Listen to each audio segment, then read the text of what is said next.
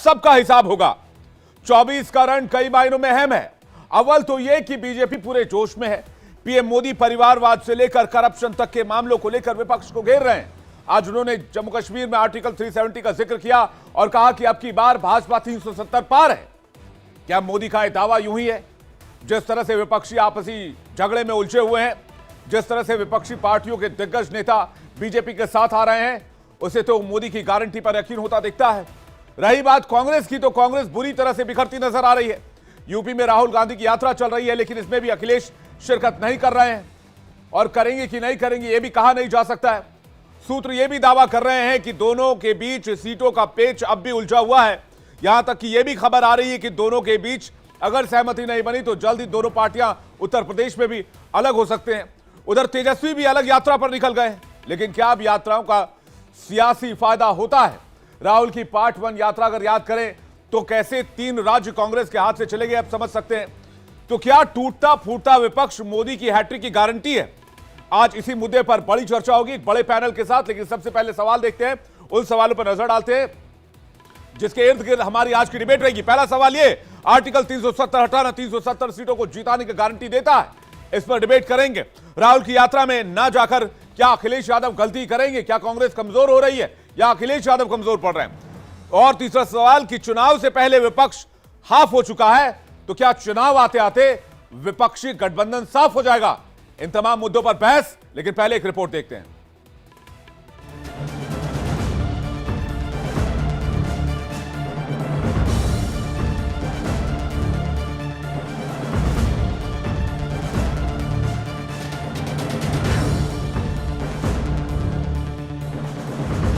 चुनाव में भाजपा को 370 दीजिए और एनडीए को 400 पार कर दीजिए। जम्मू कश्मीर को 370 की जंजीरों से आजाद कराने वाले मोदी फुल कॉन्फिडेंट हैं। आज जम्मू से उन्होंने फिर ऐलान किया और कहा कि 370 हटाने वाली भाजपा को देश 370 सीटें देकर 24 में फिर से सत्ता सौंपने जा रहा है। प्रदेश के विकास में सबसे बड़ी दीवार आर्टिकल 370 की थी, आर्टिकल 370 की थी। इस दीवार को भाजपा की सरकार ने हटा दिया है। 370 जाने के कारण आज मैंने हिम्मत के साथ देशवासियों को कहा है कि अगले चुनाव में भाजपा को 370 दीजिए और एनडीए को 400 पार कर दीजिए। मोदी यलगार कर रहे हैं, 370 सीटों की गारंटी दे रहे हैं, तो दूसरी तरफ विपक्ष आपस में किचकिच करने में जुटा है। बहुत उम्मीद थी कि यूपी में 2 लड़के फिर साथ दिखेंगे, लेकिन सूत्र बताते हैं कि कांग्रेस और समाजवादी पार्टी में सीटों का पेच फंस गया है और अब अखिलेश राहुल के साथ न यात्रा में दिखेंगे न चुनावी रण में। अखिलेश यादव जी इंडिया गठबंधन के एक महत्वपूर्ण स्तंभ हैं।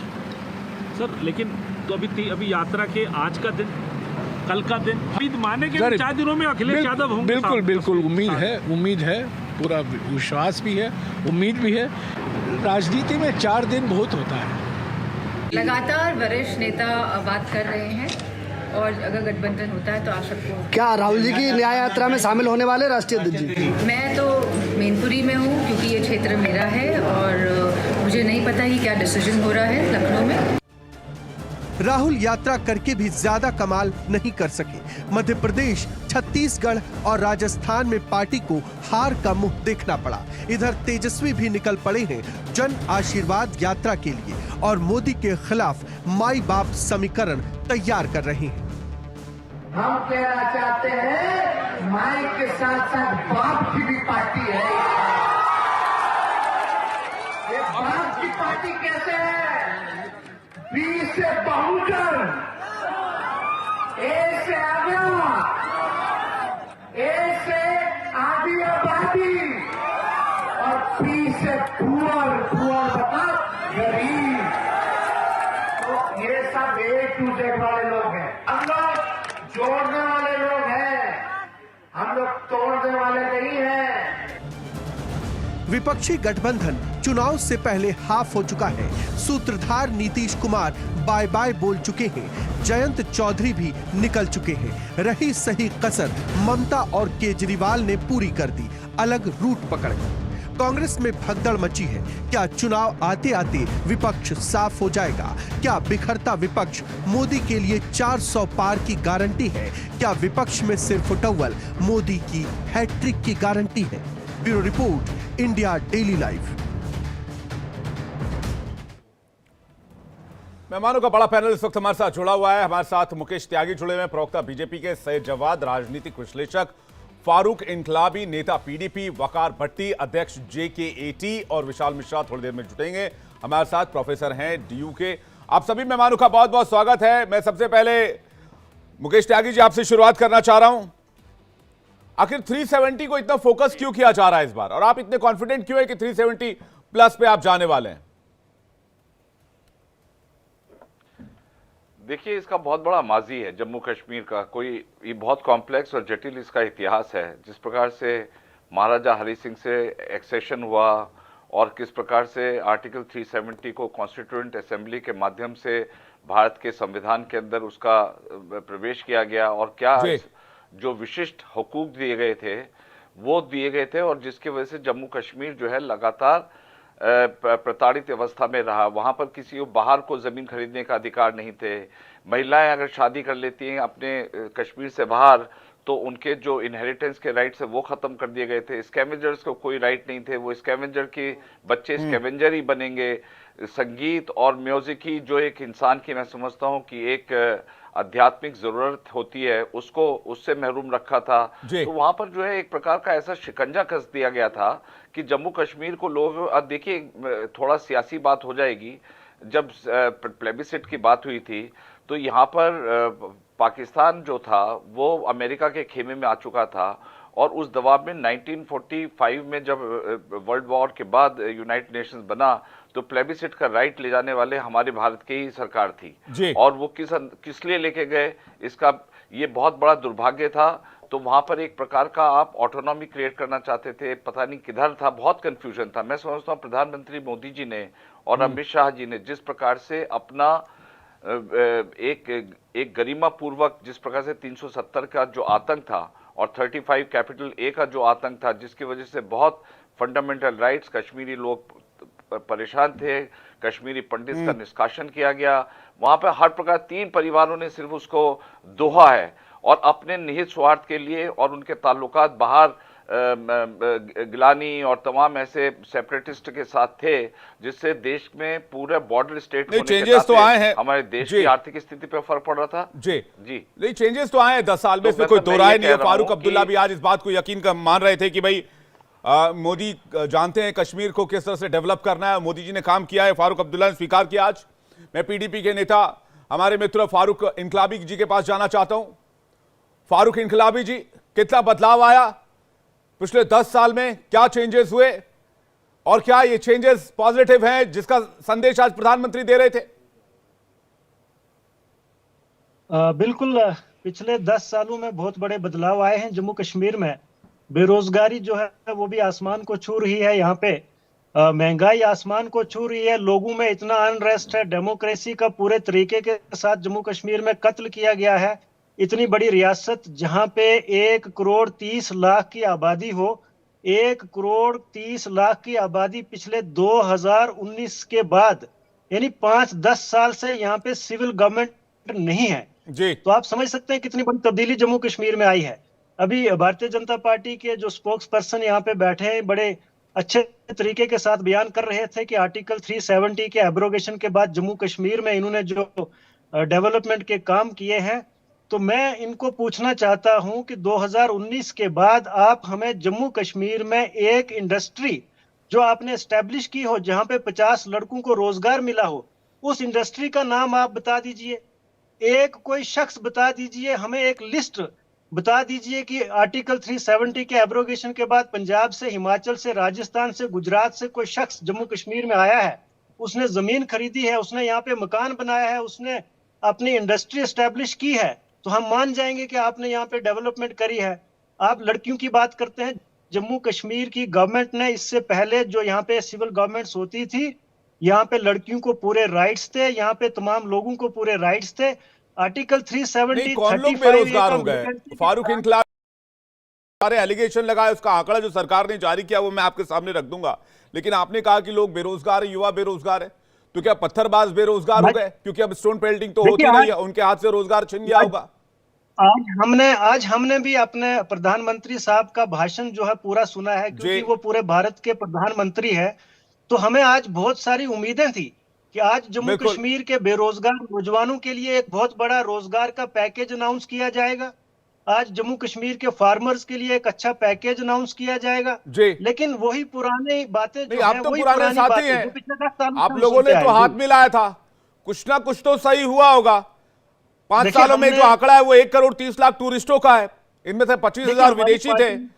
29,813 युवाओं को 370 हटने के बाद सरकारी नौकरी दी गई। यह आंकड़ा भी सरकार ने जारी किया। 2022-23 में 92,560 प्रोजेक्ट पूरे किए गए। 2018 में केवल अगर बात करें तो 9,229 प्रोजेक्ट पूरे हुए थे। साल 2022-23 में 2200 करोड़ का निवेश हुआ। 18-19 में 220 करोड़ का निवेश हुआ। 4 साल में 40 लाख डोमिसाइल के सर्टिफिकेट बांटे गए। 50 से ज्यादा नए कॉलेज खोले गए। और क्या चाहते हैं आप? बिल्कुल आप सही कह रहे हैं। हमारा स्टेट सब्जेक्ट छीन के डोमिसाइल बांटे इन्होंने। स्टेट सब्जेक्ट हमसे छीना, उसकी जगह हमें किस बात का स्टेट सब्जेक्ट? पूरा भारत एक है फारूक इनकलाबी जी, पूरा भारत एक है। आपको ये कहने में शर्म क्यों आती है? आप क्या स्टेट सब्जेक्ट लेकर चल रहे हैं? फिर सिर्फ जम्मू कश्मीर की आवाम के साथ क्यों जुल्म कर रहे हैं? फिर तो हिमाचल प्रदेश से भी उनका स्टेटस, स्पेशल स्टेटस छीन लीजिए। फिर और बहुत सारी स्टेटें हैं हिंदुस्तान में, सिर्फ जम्मू कश्मीर क्यों? तो 370 से इतना प्रेम क्यों था आपको? और इसको हट जाने के बाद देखिए मैंने आपको आंकड़े गिनाए, आप आंकड़े गिना दीजिए मुझे।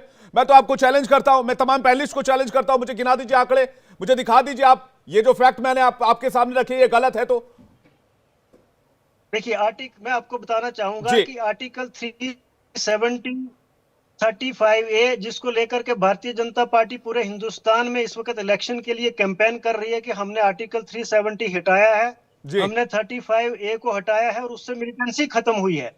मैं इनसे पूछना चाहता हूं कि मिलिटेंसी का आर्टिकल 370 और 35A से क्या लेना देना था? एक चीज। दूसरी चीज, 2019 के बाद ये बता दें कि जम्मू कश्मीर में मिलिटेंसी नहीं है।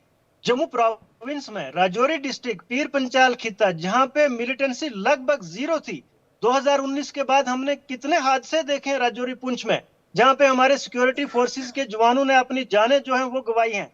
तो ये भारतीय जनता पार्टी के लोग सिर्फ चैनल्स पे बैठ के झूठ बोल सकते हैं। ठीक है, विशाल मिश्रा जी के पास जा रहा हूं। विशाल मिश्रा जी, फारूक इनकलाबी जो दलील दे रहे हैं, कह रहे हैं मिलिटेंसी तो खत्म नहीं हुई, अलबत्ता 370 जरूर खत्म हो गया। इसके बाद मैं वकार भाटिया आपके पास आ रहा हूं, फिर सैयद जवाद आपके पास आ रहा हूं। विशाल मिश्रा जी, देखिए विवेक जी, अगर आंख में कोई दिक्कत हो तो उसकी दवाई की जा सकती है, लेकिन जब सोचने की दृष्टि में ही दिक्कत हो तो उसकी दवा नहीं की जा सकती।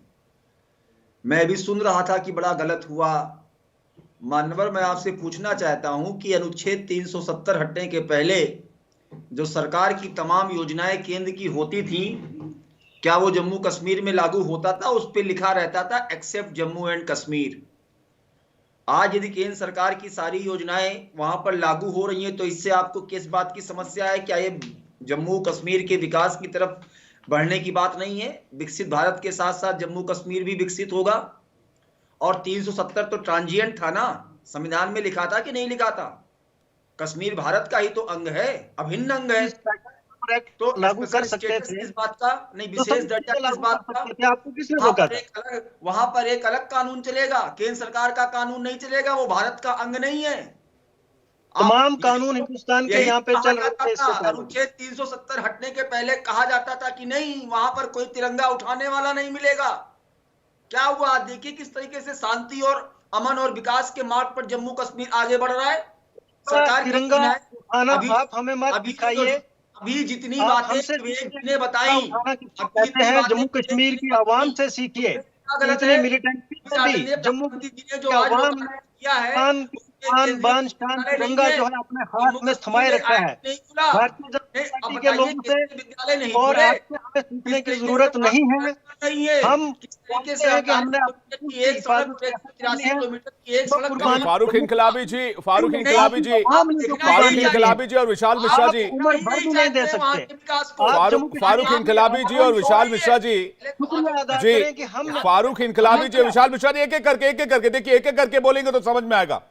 मैं तो ये बात कहना चाहता हूं, मुझे ये बात कहने में कोई ऐतराज भी नहीं है, किसी बात का कोई मुझे शक भी नहीं है, और मुझे लगता है मेरे जितने भी पैनलिस्ट हैं यहाँ पर, जो भी जम्मू कश्मीर के यहाँ पर दर्शक मुझे देख रहे होंगे, वो भी इस बात को जानते होंगे कि जम्मू कश्मीर के लोगों ने ही वहां पर ये जो आतंकवादियों को लेकर एजेंडा चलाया जाता था और ये जो टेररिस्टों को लेकर एजेंडा चलाया जाता था, उसको मुंह तोड़ जवाब दिया है, इसमें कोई दो राय नहीं है। और वहां के लोगों ने तिरंगा थामे रखा है। बहुत सही बात कह रहे हैं फारूक इनकलाबी जी, लेकिन एजेंडाबाजों को जो करारा जवाब दिया उससे तो मैं बहुत खुश हूं। हर साल, यकीन नहीं मानिएगा विशाल जी, आपको तो पता ही है, हर साल 2000 से ज्यादा पत्थरबाजी की घटनाएं होती थी। वहां के युवाओं के हाथ में कलम नहीं, पत्थर देते थे 500 रुपए देकर, और आज ये सोशल मीडिया पर रोज एक खुलासे होते हैं। भाई उनको तो ठिकाने लगाया गया ना, उनका तो काम खत्म हो गया विशाल जी। और फारूक इनकलाबी इस बात को मान नहीं रहे। विशाल मिश्रा जी, आज हर हाथ पुलवामा की तैयार पेंसिल को थामने को तैयार है, तो किस बात की दिक्कत है? आज हर हाथ पुलवामा की पेंसिल को जो है थामने के लिए तैयार है। फारूक भाई एक एक करके विशाल जी को सुन लेते हैं, फिर मैं आऊंगा। वकार भाटी बहुत देर से वेट कर रहे हैं, एक एक करके सुन लेते हैं। किस बात की आपत्ति है, मुझे तो समझ में नहीं आ रहा। लाभार्थियों तक सीधे योजनाएं पहुंच रही हैं, क्या दिक्कत है आपको? जी वकार भट्टी की, जी ठीक है विशाल जी, आ रहा हूं आपके पास वापस। वकार भट्टी के पास जा रहा हूं। वकार भट्टी जी, हर साल 2000 स्टोन पेल्टिंग की घटनाएं, आज तो खुली हवा में जम्मू कश्मीर का आवाम सांस ले रहा है, किसी तरह का कोई डर नहीं, किसी तरह की कोई दिक्कत नहीं। वो लाल चौक जो संगीनों के साए में रहता था, जहां हर वक्त स्नाइपर्स और जवान खड़े रहते थे, वहां लोग सेल्फी खिंचाते हैं, तिरंगे की लाइट नजर आती है, भारतीय झंडा शान से लहराता है। तो ये बदलाव नहीं तो और क्या है? और किस तरह का बदलाव चाहते हैं? निवेश आ रहा है, पूरी दुनिया से निवेश जम्मू कश्मीर में आ रहा है। जी जी जी भी निवेश आ रहा है, बिल्कुल sir. Thank you so much, आपने टाइम दिया। नरेंद्र मोदी जी ने बहुत विकास लाया जम्मू कश्मीर के अंदर 370 के बाद। उनका एक विकास ऐसा भी है सर, जम्मू कश्मीर में कुछ दिन पहले शायद आपने एक न्यूज़ सुनी होगी कि हमारे नौजवानों को, कश्मीर के नौजवानों को, कश्मीर की माओ बहनों को ऐसा एक उन्होंने विकास दिया 370 के बाद कि एक चेन्नई बेस्ड कंपनी, क्राइटेरिया सर्वे नाम की एक कोई कंपनी थी, वो कश्मीर के अंदर आई और कश्मीरियों को कहने लगी कि मोदी जी की स्कीम है पैसा डबल करने की, कि आप हमें पैसा जमा कराइए, जेवर दीजिए, हम आपको डबल देंगे। और वो हमारे कश्मीर का 61 करोड़ रुपया लेके लूट के रफा तितर हो गए। इतना बड़ा विकास, well done BJP, well done. ज़बरदस्त 370 के बाद विकास हो रहा है कश्मीर के अंदर, कि कश्मीर के लोगों को ठगा जा रहा है, लूटा जा रहा है, बदनाम किया जा रहा है। और उनको आके 370 के टाइम मोदी जी आज आके भाषण देते हैं, बहुत बड़ी बात करते हैं, जनाब हमने 370 खत्म किया, आदमी मूर्खता कर दे, देश में 370 सीटें जालसाजों के चंगुल में फंस जाए, खत्म किया, मतलब आपको देश में वोट चाहिए था। वकार भट्टी जी, एक बात बताइए, आपके पास एक फोन कॉल आएगा, बोलेगा मैं उसमें फोन कॉल पे कहा जाएगा कि मैं नरेंद्र मोदी बोल रहा हूं। जालसाज, मेरी बात तो सुनिए। अरे सर मेरी बात तो सुनिए, मैं क्या कहना चाह रहा हूं, सुन लीजिए मैं क्या कहना चाह रहा हूं। मैं ये कह रहा हूं, आपके पास एक फोन कॉल आएगा, आपको कहा जाएगा कि नरेंद्र मोदी बोल रहा हूं, आप मेरे खाते में 5 लाख डलवा दीजिए, आप डाल देंगे और बोलेंगे ये मोदी जी का दोष है। अगर कोई अपनी बेवकूफी से ठगा जाए तो दोष मोदी जी का, दोष 370 का। वाह भाई, नहीं, सुनो पूरा सुन लीजिए सर। वो उसको बेवकूफ़ी ठगा नहीं गया, वहाँ दफ्तर खुले हुए थे, श्रीनगर क्राइटेरिया सर्वे एक कंपनी थी, उसके दफ्तर खुले हुए थे सर, उनको परमिशन दिया गया, उनको दफ्तर खुले थे, खुलेआम लोगों से पैसे ले रहे थे, बैंक बनाया हुआ था सर उन्होंने, कोई ऑनलाइन लोगों से पैसे नहीं लिए गए, वो दफ्तर बना के पैसे लिए गए जम्मू में। और यहाँ तक कि वहाँ का एक बीजेपी का प्रो जर्नलिस्ट है, डोगरा जर्नलिस्ट, उसने उसकी पब्लिसिटी की, उसने प्रचार किया कि आप यहाँ पैसा लगा सकते हो, आपको डबल मिलेगा। लेकिन वो आपका एक डोगरा जर्नलिस्ट, पता नहीं कौन फेसबुक जर्नलिस्ट है, वो अभी भी बीजेपी का सपोर्टर बना हुआ, कोई कुछ उसको पूछ नहीं रहा। तो ये प्रॉब्लम है कश्मीर के अंदर। पहले ये चोर फ्रॉड कंपनियां कश्मीर में नहीं आती थी 370 से पहले, क्योंकि इनको परमिशन नहीं दी जाती थी लोगों को ठगने के लिए, दफ्तर नहीं खोले जाते थे। 370 के बाद ये तमाम चीजें क्यों कश्मीर के अंदर हो रही है? पैसा डबल होने का लालच दिया, किस लिए हो रही है? 370 खत्म हो गया और बाहर के लोग लूटने के लिए कश्मीरियों को अंदर आ गए। वकार भाटी जी, पैसा डबल होने का लालच दिया, बात आपने कही। दफ्तर किसने खोले? पैसा डबल होने का लालच दिया कि नहीं दिया? हाँ, लालच में फंसा कौन? लालच में फंसा कौन, लालच में गए क्यों? देखिए ये बात डिबेट का विषय नहीं। आप ये कह रहे हैं कि भाई ये मोदी सरकार की जिम्मेदारी थी। अगर कोई फर्जीवाड़ा चल रहा है तो इसकी कंप्लेन आप लोकल पुलिस स्टेशन में कर सकते हैं। इसके लिए आप केंद्र सरकार को जिम्मेदार नहीं ठहरा सकते। मैं किसी को डिफेंड नहीं कर रहा हूं, लेकिन मामला बहुत अटपटा जो बात आप कह रहे हैं। सुनिए ना, मेरी बात को नहीं सर, मेरी बात नहीं समझे जी। सुनिए, मेरी बात को समझे नहीं। मैंने बोला नरेंद्र मोदी जी की मैं तारीफ करता हूं कि देश के बाहर के चोर, फ्रॉड, डाकू आके कश्मीर की गरीब आवाम को लूट रहे हैं। लालच में अगर कोई फंस जाए पैसा डबल करने के चक्कर में, फिर आप कहेंगे भाई मोदी जी के नाम पर किया गया, ये तो मामला ही समझ में नहीं आ रहा। सैयद जवाद नहीं, ये बात बड़ी अटपटी सी है भाई। आप लोकल पुलिस स्टेशन जाइए, कंप्लेन कराइए, उनके खिलाफ जांच होगी, उनके खिलाफ एक्शन लिया जाएगा।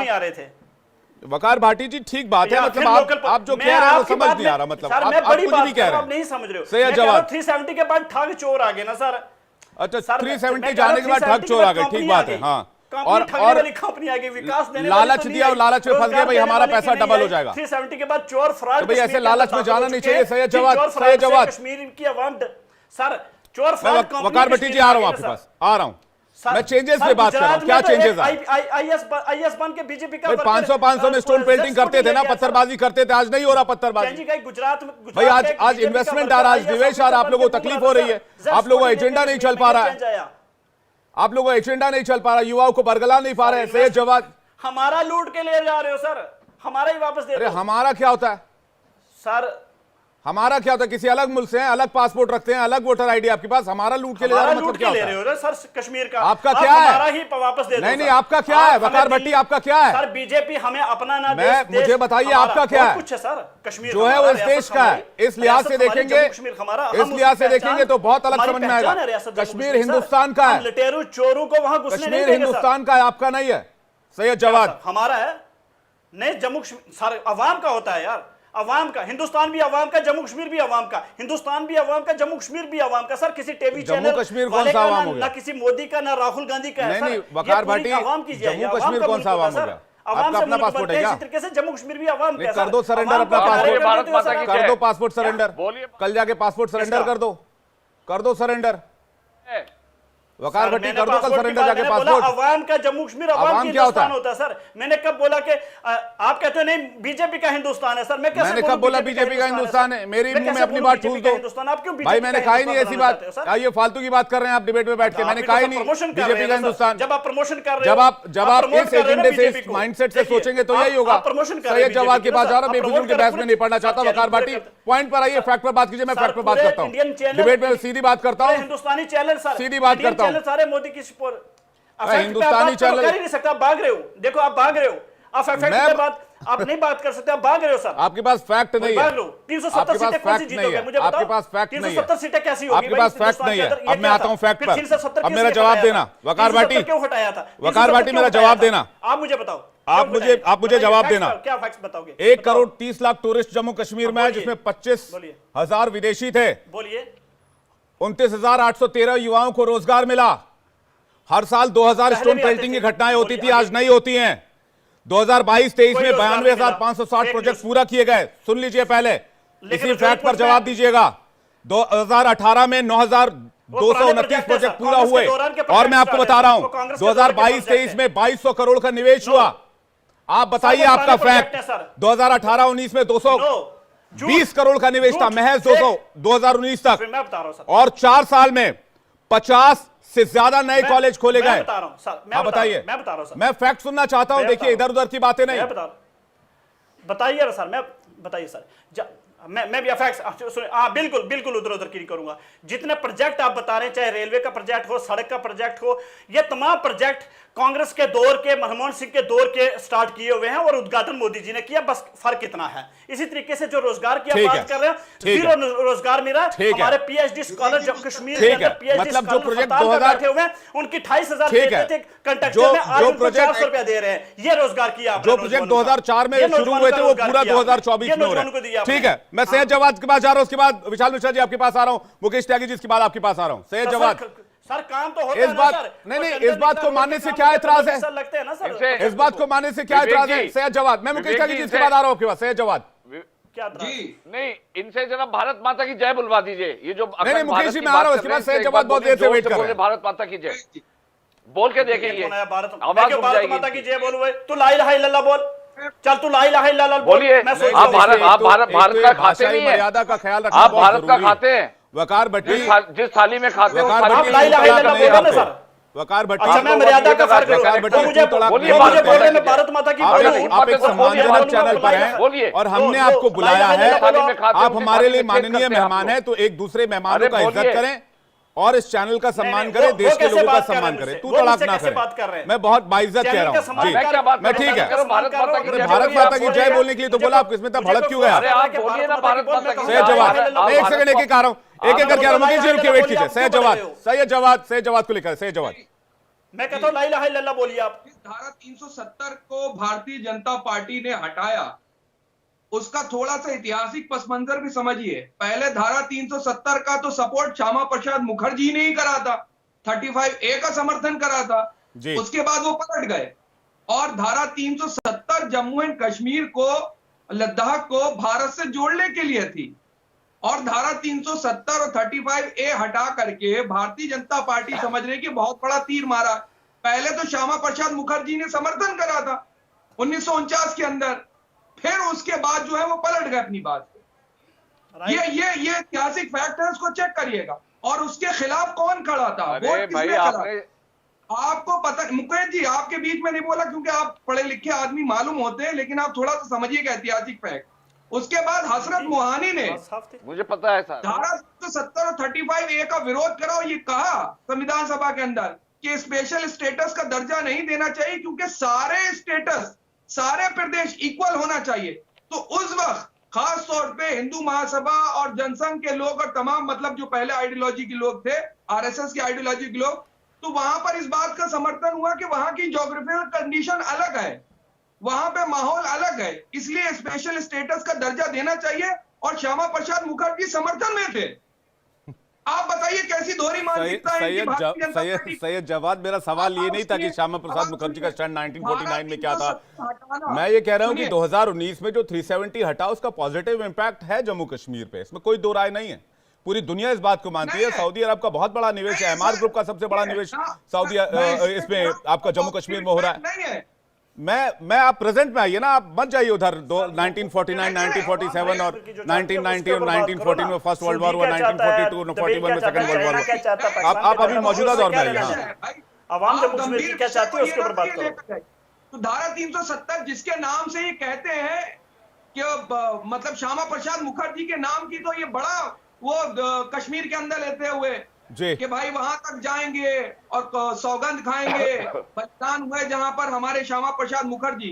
तो उन्हीं श्यामा प्रसाद मुखर्जी को मैं याद दिला रहा था मुकेश जी को कि उन्होंने धारा 370 और 35A का समर्थन करा था जी। और उसके बावजूद आप सुनिए मौजूदा स्थिति, इन्होंने जानबूझ करके एक देश एक विधान एक संविधान का जो ये नारा लगाते, वो भी उस वक्त की वहां की स्टूडेंट यूनियन के नारे थे, जिनको भारतीय जनता पार्टी की मानसिकता के लोगों ने, आज के दौर में जनसंघ के लोगों ने श्यामा प्रसाद मुखर्जी ने उठा करके फिर अपने साथ मिलाया। वो नारे भी चुराए हुए इनके नहीं थे वो। अब आप सुनिए बड़ा इंटरेस्टिंग फैक्ट, धारा 370 हटाने के लिए कहा गया था कि कश्मीर से आतंकवाद की समाप्ति हो जाए, ये कहा गया था। उसके बाद हमारे क्या जवान शहीद हो रहे नहीं हो रहे? क्या बॉर्डर पार से जो आतंकवाद है वो बिल्कुल समाप्त हो गया? नहीं हुआ। सच्चाई ये है कि लद्दाख के अंदर आज भी स्थिति गंभीर पैदा हो गई है। जैसी धारा 370 आपने हटाई, लद्दाख के लोगों के साथ आपको पता होगा। और सुनिए तीसरी सबसे बड़ी बात, दिक्कत आ रही, क्या वहां पर लोगों की चुनी हुई सरकार है? आप बताइए मुख्यमंत्री कौन है वहां पर? आप कश्मीरियों की मोहब्बत की बात नहीं करते, कश्मीरियत की बात नहीं करते, तो आप बताइए आप कश्मीरियत ठीक है, मैं जा रहा हूं मुकेश त्यागी जी के पास सारे सवालों को लेकर जी को चलाना चाहते हैं। ठीक है, सैयद जवाद ये कह रहे हैं, मुकेश त्यागी जी आपने उनका सवाल सुन लिया होगा कि भाई जी अभी तक इलेक्शन क्यों नहीं करवाए? भाई इलेक्शन नहीं करवाए, कश्मीरियत की बात नहीं करते हैं, तमाम चीजें। अब मैं जो फैक्ट मैंने रख दिया मुकेश जी, वो बार बार नहीं रखना चाहता, दो बार मैं कह चुका हूं कि जितने काम हुए हैं और जो भी प्रोजेक्ट वहां पर पूरे किए गए सबका नाम, सबके आंकड़े मैंने सामने रख दिए। लेकिन ये जो सवाल है सैयद जवाद का, इसका जवाब आप दे सकते हैं मुकेश त्यागी जी। देखिए ऐसा है कि ये इतिहास की बात कर रहे हैं। आर्टिकल 370, मुझे ये बताइए, प्लेबिसाइट सेल्फ डिटर्मिनेशन का राइट किसने यूनाइटेड नेशंस में भेजा? क्या हम सब लोग सक्षम नहीं थे उसको सॉल्व करने के लिए? इसके पीछे पूरे जवाहरलाल नेहरू और फारूक अब्दुल्ला की षड्यंत्र था कि वहां पर जो है सेल्फ डिटर्मिनेशन के राइट जो है यूनाइटेड नेशंस के रेजोल्यूशन के थ्रू रिजॉल्व हो। श्यामा प्रसाद मुखर्जी का नाम लेकर के, पर ये बहुत बड़ी साजिश थी। फारूक अब्दुल्ला जो थे महाराजा हरी सिंह के खिलाफ, उन्होंने वहां पे एक बवाल क्रिएट कर दिया था और हरी सिंह तब 74 दिन के उसमें उनको डिसाइड करना था कि किधर जाएं। उनके पीछे पाकिस्तान ने इन्वेड कर दिया था। अरे कितनी बड़ी बड़ी कॉन्स्पिरेसी हुई। अक्साई चेन आपने चाइना को उठा के दे दिया, सिक्योरिटी काउंसिल में वोटिंग राइट्स आपने उठा के दे दिए। सुन तो लीजिए, अब आप सुन तो लीजिए, आपने बहुत बोल दिया, सुन लीजिए, आपने बहुत बोल दिया। सैयद जवाब मैंने नहीं बोला बीच में, अब आप चुप रहिए, अब आप चुप रहिए, मैंने भी नहीं बीच में बोला। ये देखिए गलत बात है, ये गलत बात है। आप मैं आपको नहीं बोलने दूंगा, अब आप बोल के दिखाइए। अब मैं आपको बोलने नहीं दूंगा, बोल के दिखाइए। अब आपको बोलने नहीं दूंगा। अरे आप आपके अंदर बहता ही नहीं सुनने की बात। आप अपनी अरे बात तो करने दीजिए। अरे भाई साहब, फिर बोला जा रहे हैं, फिर बोले जा रहे हैं। सम्मान भी कीजिए सैयद जवाद। जब आप बोल रहे थे तो वो चुप रहे थे, आपको सुन रहे थे। अब सुन लीजिए, उनका जवाब सुन लीजिए, फिर आर्ग्यूमेंट कीजिएगा। Syed Jawad please hold, please hold, please hold, please hold. Syed Jawad please hold, please hold. आप सुन लीजिए, उनको रेस्पेक्ट कीजिए एक दूसरे के स्पोक पर्सन का। देखिए आपको पूरा मौका दिया गया था आपको बोलने का, और अब मुझे बोलिए मुकेश त्यागी जी, बोलिए। गलत बात है ये, बहुत ही नहीं। ये इनको ही बुलवाइए, पूरा प्रोग्राम इनसे ही करवाइए। उनकी बड़ी ज्ञान है ना, ज्ञान इनको आता नहीं है। सैयद जवाद जी, इनको इतिहास नहीं पता। इनको आप दोनों से रिक्वेस्ट कर रहा हूं। सैयद जवाद, आप जब बोल रहे थे तो आपके एलिगेशंस को सुन रहे थे। अरे भाई, आपके एलिगेशंस को सुना है, अब उसका जवाब ले लीजिए आप। सैयद जवाद, उसका जवाब ले लीजिए। बोलिए मुकेश त्यागी जी, बोलिए मुकेश त्यागी जी। देखिए मुझे तो इन पे एक शेर याद आ रहा है, मेरा बज़्म इतना बुलंद है कि मुझे पराए शोलों का खौफ नहीं, मुझे खौफ है आतिश गुल से, ये कहीं चमन को जला न दे। ये जो यहाँ हिंदुस्तान में बैठे हुए दुश्मन, जो देश के साथ दुश्मनी और षड्यंत्र कर रहे हैं, वो इस देश को खोखला करने में लगे हुए हैं। आज उनकी रोजी रोटी पर जो है लात पड़ गई है 370 हटाने के बाद। फारूक अब्दुल्ला, पीडीपी, ये 3-4 परिवार ने इस देश को लूटा था, और इस जम्मू कश्मीर को अगर इस स्थिति में लाने की किसी ने किया है तो इन 3 परिवारों ने किया है, जिनका कोलैबोरेशन पाकिस्तान से था, चाइना से था, और ये वहां से इनको मदद मिलती थी, वहां से इनको पैसा मिलता था। इनकी दुकान बंद हो गई है। दिक्कत ये है, आज इनको आग लगी हुई है कहीं 370 और 335 के हटने के बाद इनका पर्दाफाश हो चुका है। इनकी जितनी भी रहते सब खुल गए, रहते उद्घाटन हो गए। अरे आज जम्मू कश्मीर में आप देखते लीजिए क्या बहाल हो रहा है, क्या वहां बाहर आ रही है। सैयद जवाद के ऊपर जो है लोग गिटार बजा रहे हैं। सैयद जवाद सुन लीजिए, अरे बाकी मेहमान भी हैं, उनके पास भी मुझे जाना है। क्यों डिबेट को डीरेल करने में लगे हुए हैं? मैं आपसे इतना, आप लोग जो दुकान चला सैयद जवाद दुकानदारी कर रहे थे, सैयद जवाद, क्या मेरी रिक्वेस्ट का आप लोग कर रहे थे? एक सेकंड में मुकेश त्यागी जी, मैं माफी चाहता हूं, आपको रोकना चाहूंगा। मैं सैयद जवाद से 2 बातें करना चाहता हूं। सैयद जवाद को स्क्रीन पर लेकर आई। सैयद जवाद, मुझे एक बात बताइए, क्या मैं रिक्वेस्ट करूंगा तो भी आप नहीं मानेंगे? मैं आपसे बार बार रिक्वेस्ट, नहीं मैं आपसे बार बार रिक्वेस्ट कर रहा हूं। जब मैंने आपको कहा कि सामने वाला चुप था, जब आप बोल रहे थे, तो आप सामने वाले को बोलने का मौका देंगे। आपने जो एलिगेशंस लगा उसका जवाब तो केंद्र सरकार के प्रवक्ता देंगे ना। आप मेरी बात पर भी नहीं मान रहे। आप सवाल का मैं आपको, मैं आपने एलिगेशन लगाया, आप जवाब लीजिए आप। तो फिर बीच में आप बोलेंगे तो फिर ना दर्शकों को समझ में आएगा, ना मुझे समझ में आएगा। फिर आप दोनों की आपसी बहस हो जाएगी। मैं आप दोनों को एक दूसरे का फोन नंबर देता हूं, आप लोग आपस में डिबेट कर लीजिए। फिर सैयद जवाद सुन लेते हैं, मैं आपसे रिक्वेस्ट कर रहा हूं, मैं आपसे इतना प्रेम करता हूं, फिर भी आप मेरी बात नहीं मानते। बताइए मुकेश जी, बोलिए, आपका टर्न, उसके बाद मैं जा रहा हूं दूसरे मेहमानों के पास। मुकेश त्यागी जी। देखिए मैं ये कह रहा हूं, ठीक है, मैं सैयद जवाब की बात बहुत अच्छे से सुन रहा था, उनका हिस्टोरिकल पर्सपेक्टिव है, मैं उनका आदर करता हूं। लेकिन मैं ये इस चीज में बिल्कुल इत्तेफाक नहीं रखता हूं कि आप एक आर्गुमेंट यहां से उठा लें। हमें समग्र आर्गुमेंट करना है कि आज जम्मू कश्मीर की मौजूदा हालत क्या है, हमारा माजी क्या था, हमारा मुस्तकबिल क्या है। इस स्ट्रक्चर में जाइए। अब आप श्यामा प्रसाद मुखर्जी, तो मैं भी 10 कहानियां उठा सकता हूं इतिहास से जहां पर छल किया गया, कपट किया गया है। तो आज की जो मौजूदा स्थिति है वो ये है कि वहां पर शांति बहाल हो रही है। वहां पे क्रिमिनल जो टेररिज्म है और मिलिटेंसी में 70% का ड्रॉप आया है, 70% का, और तमाम रोजगार की योजनाएं खुल गई हैं। केंद्र की तमाम ऐसी स्कीम्स हैं जो पहले वहां तक मुहैया नहीं होती थी, आज घर घर में जाकर के उनके मुहैया हो रही हैं। आज प्रधानमंत्री की स्पीच सुन लीजिए, लेफ्टिनेंट गवर्नर मनोज सिन्हा जी ने जो बोला है, मुझे आप ये तो बताइए कि वहां पर कौन सा ऐसा विकास की प्रगति नहीं हो रही है जो कि वहां पर किस प्रकार से वहां पर लोगों ने उसको लूटा था, जम्मू कश्मीर के वहां की जनता के साथ छल किया था, कपट किया था, उनको एक लुभावना सपना दिखा करके इन परिवारों ने उसको। नहीं, मैं आ रहा हूं जवाब वेट कीजिएगा। पीडीपी के नेता फारूक इंकलाबी बहुत देर से वेट कर रहा हूं, मैं आ रहा हूं आपके पास, सुन लीजिए पहले पूरा जवाब। मुकेश त्यागी जी। हाँ, मैं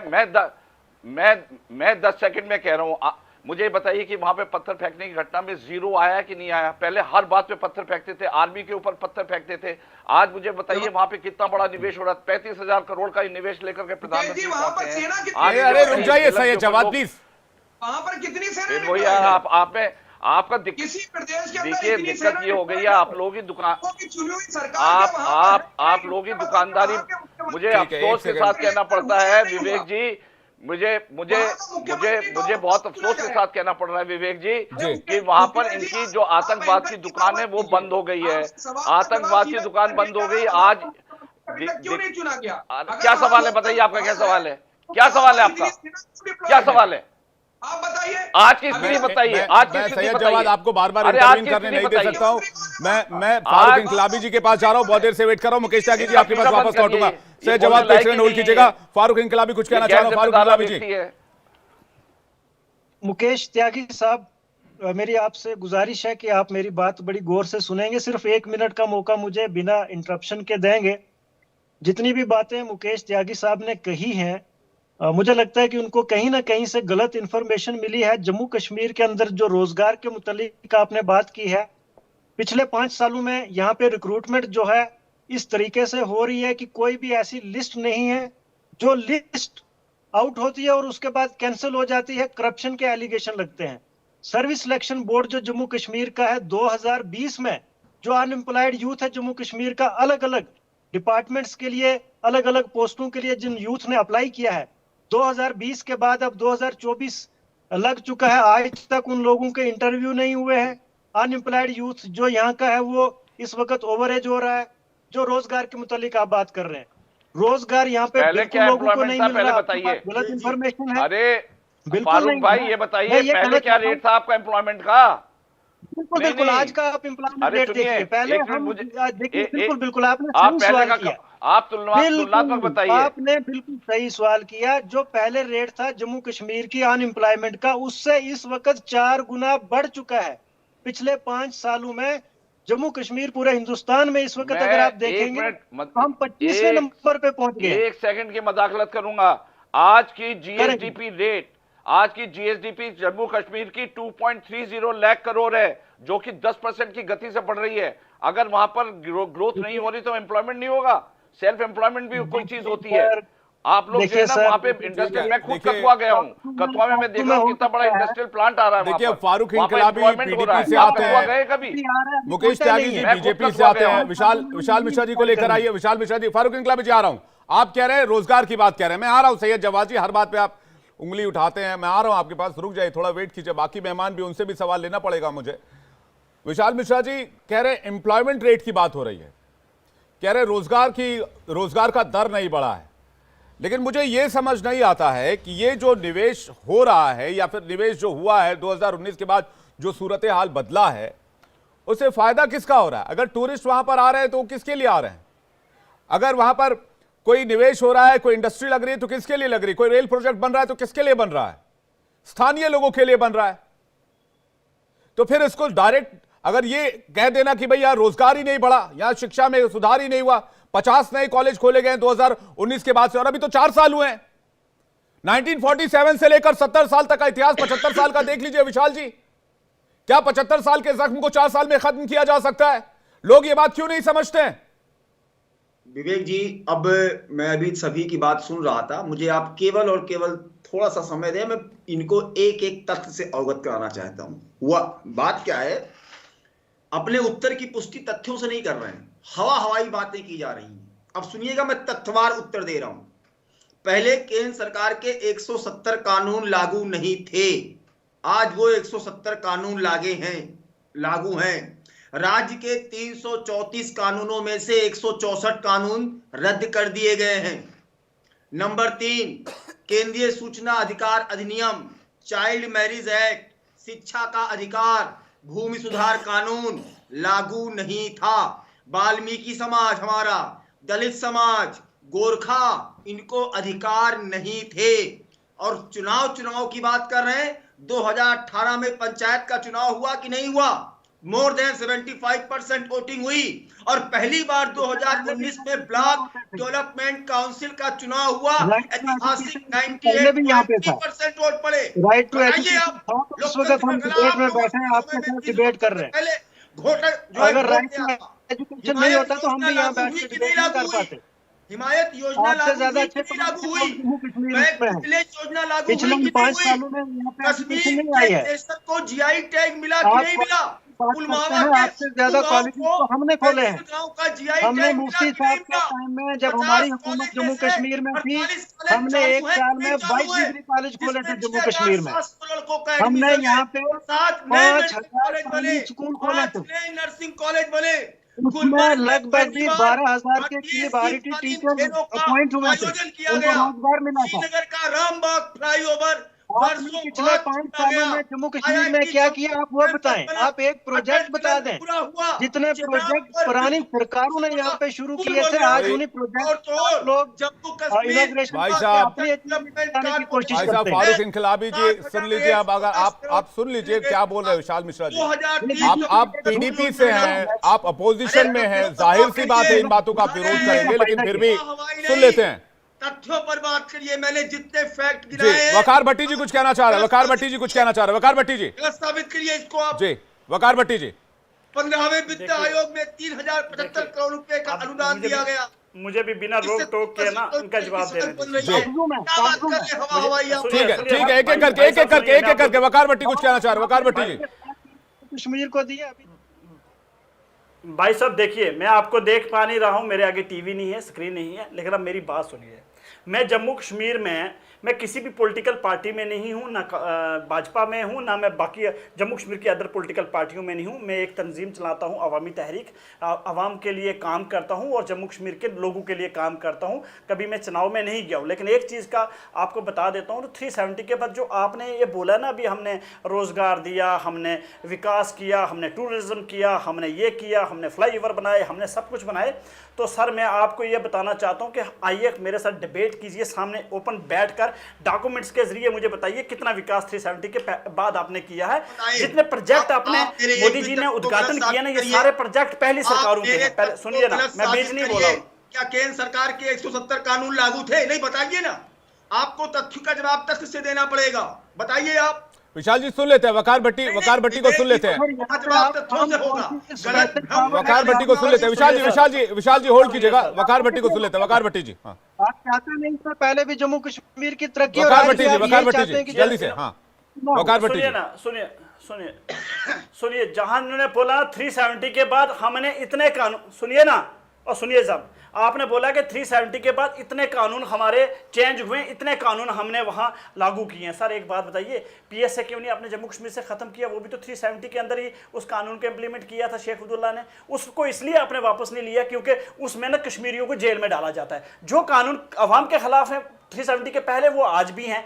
जो कानून अवाम को बेनिफिट देते थे उन कानून जेल में नहीं डाला जाता है। खत्म कर दिया। सिंपल है कि भाजपा वो चाहती है गतिविधियों में शामिल होते हैं जो देश की सुरक्षा के साथ 15,000 जेल में, भाई मेरे 15,000 जेल में लोग, 15,000 लोग जेलों में हैं पीएसए के अंदर। अरे मान्यवर, सुनिए हजारों लोग जेलों में हैं पीएसए कानून के मुताबिक, ठीक है ना? कहकर भ्रम फैला रहे हैं। और सुनिए ना जनाब, जो कि ये ब्राह्मण खिला दिए, जर्नलिस्ट भी जेलों में है, एक्टिविस्ट भी जेलों में है, उलमे दीन भी जेलों में है, जो भी सरकार। अब देखिए मुझे बात करने दीजिए जी, आप आइए, मैं बीच नहीं आता हूँ। विशाल जी जल्दी से डिबेट का सुन लेते हैं। वकार भट्टी क्या कह रहे हैं सुन लेते हैं। आपके पास आंसर, अपना सवाल रेडी रखिएगा। वकार भट्टी को सुन लेते हैं जल्दी से। विशाल जी एक सेकंड दीजिएगा। विशाल जी एक सेकंड दीजिएगा। वकार भट्टी, विशाल जी विशाल जी सुनिए मेरी बात। डिबेट का ना तरीका सीखिए। अगर आप बोले मैं आपके बीच नहीं बोला हूं, मैं बोलता हूं, आप भी सुन लीजिएगा। आप सत्ता में हो और सत्ता के लोगों को सुनने की ना हिम्मत होनी चाहिए, बर्दाश्त करने की हिम्मत होनी चाहिए। मैं मानता हूं कि आप लोग भी संबित पात्रा के रास्ते में चल रहे हो, संबित पात्रा नहीं बन पाओगे आप। सुनिए मेरी बात, आप सुनिए मेरी बात। आप जितने तर्क बता रहे हो, हम जम्मू कश्मीर के रहने वाले, मैंने पहले ही बोला मैं किसी पॉलिटिकल पार्टी का नहीं हूं, मेरी एक अपनी तंजीम है और मैंने एक्टिविज्म किया 12 साल। और मैं आपको बताता हूं, चाहे पहले भी कुछ नहीं हुआ, लेकिन आपने तो बिल्कुल ही कुछ नहीं किया। आपने तो बिल्कुल कुछ नहीं किया। आपने प्रोपोगंडा किया और शो ऑफ करके हिंदुस्तान की आवाम से आप 370 सीटें लेना चाहते हो। इससे ज्यादा आपने कुछ नहीं किया। आप शो ऑफ कर रहे हो, शो ऑफ के बगैर आप कुछ नहीं कर रहे हो। नथिंग, 0/0 कश्मीर में डेवलपमेंट, 0/0 विकास, 0/0 आपकी रोजगार है कश्मीर के अंदर। सिर्फ कश्मीर के अंदर झूठे वादे, प्रोपोगंडा। नरेंद्र मोदी जी ने जो आज किया, वही पहले भी अब करते और विशाल मिश्रा जी, मैं तो ये कहना चाहता हूं कि भाई प्रत्यक्ष को प्रमाण की आवश्यकता नहीं होती है। सैयद जवाद कुछ कहना चाह रहा हूं, मैं आ रहा हूं आपके पास जी। सैयद जवाद जी जल्दी। खुशबू आ नहीं सकती कागज के फूलों से, सैयद जवाद, हाँ, तो स्वीकार करना होगा। ठीक है विशाल जी। शायरी करने से आप लोग की चलती नहीं है। शायरी करते हो आप, वो भी पता नहीं किसकी, इलामा इकबाल की कॉपी करके। आप नहीं कर लिया करो थोड़ा सा बहुत नाराज है फारूक इंकलाबी है। और मुकेश त्यागी साहब जो है वो बड़ी अच्छी उर्दू के ऊपर अपनी कमांड भी रखते हैं। पढ़ते हुए पहले तो इनके एक शेर का जवाब शेर से देता हूँ, फिर आगे की बात करता हूँ। मुकेश जी आपके लिए है। अरे यार कुछ की बात करिए। बादशाह ने ये कहा, उठा है दिल में तमाशे का झुका के सर सभी शाहपरस्त से वहीं लेंगेगा। अगर जम्मू कश्मीर में आपने इतने काम किए हैं, जम्मू कश्मीर में शायरी एकदम मुशायरा ही कर दिया सैयद जवाद जी। मेरे पास इतना टाइम है नहीं, जल्दी से मुकेश त्यागी का छोटा सा आंसर, मुकेश त्यागी जी इसको समाप्त कीजिएगा। अरे मैं अब आप शेर व शायरी कीजिए, मेरे पास टाइम खत्म हो रहा है। मुकेश त्यागी जी 10 सेकंड दे दीजिए, 10 सेकंड। मैं तो बस इनके ऊपर एक ही शेर है। वादा था पार लगाने का और साजिश है नाव डुबोने की।